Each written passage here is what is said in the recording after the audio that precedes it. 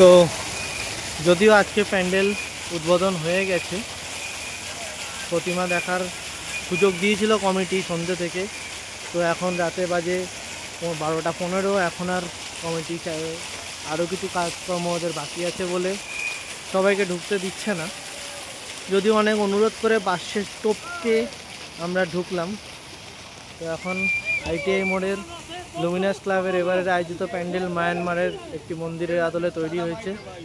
এখানে প্রতিমা এরা রেখেই দিয়েছে। তো অলরেডি প্রতিমাকে সাজানোর আয়োজনও এখানে কমপ্লিট প্রায়। সোনার গয়না,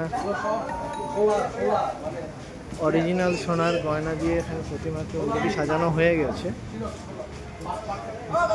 অঞ্জলি জুয়েলার্সের স্পন্সরে সোনার গয়নায় সেজেছে মা।